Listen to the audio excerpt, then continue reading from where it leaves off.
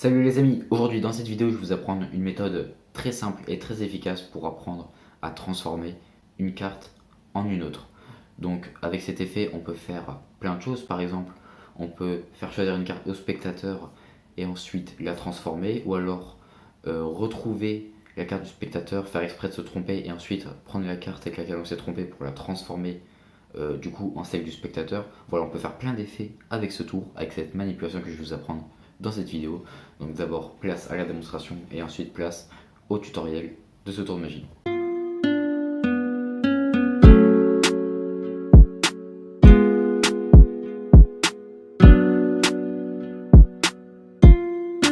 NCI Music. Donc voilà, c'est parti pour les explications. Alors comment ça va se dérouler? C'est très simple. Dans un premier temps, vous allez faire choisir une carte au spectateur, par exemple. Donc supposons que le spectateur choisisse cette carte-là. Qu'est-ce qui va se passer? On va la placer sur le dessus du jeu et on va faire une levée double. C'est-à-dire qu'on va prendre deux cartes en même temps. Donc soit avec le petit doigt comme ça, tac tac, on effeuille deux cartes. Et si vous n'y arrivez pas, au pire, avec votre pouce comme ça, vous allez effeuiller deux cartes discrètement et vous allez les bloquer juste là sur votre petit doigt pour avoir du coup les deux cartes.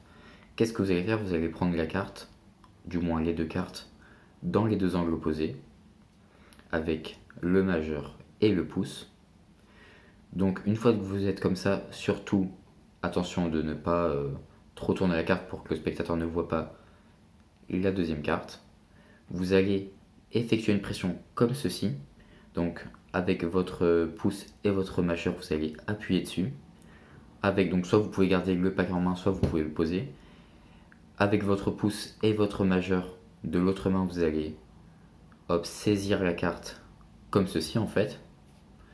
Et donc avec cette main là on va appuyer et avec l'autre on va tirer un peu comme ça. Vous voyez, on va effectuer une sorte de pression. Et en fait quand on va vous allez voir que quand vous allez relâcher cette pression, du moins vous allez tirer la carte, vous allez voir vous allez voir que la carte commence à tourner. Et en fait après c'est juste de l'entraînement. Avec de l'entraînement vous pourrez voir quelle pression il faut exercer pour que les cartes pivotent.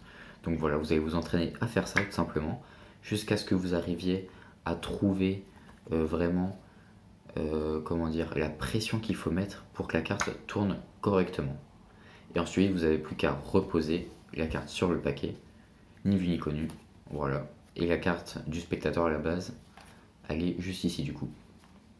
Voilà, donc je vous le refais une fois pour que vous compreniez bien.